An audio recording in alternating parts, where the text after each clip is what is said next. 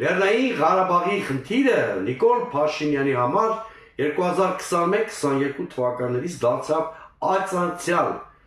Նրա գերնպատակը ոչ Լեռնային Ղարաբաղի խնդրի լուծումն էր, ոչ հայ-ադրբեջանական կարգավորման գործընթացը,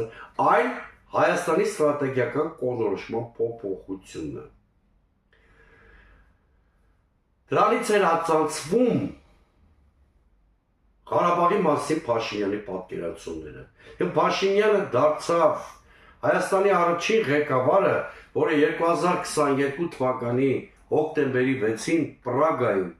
քարվակողմ հայտարարության շրջանակներում Լեռնային Ղարաբաղը ճանաչեց ունիտար Ադրբեջանի մաս առանց որևէ երաշխիքներ ստանալու Լեռնային Ղարաբաղի ժողովրդի ինքնավարության կամ անվտանգության համար։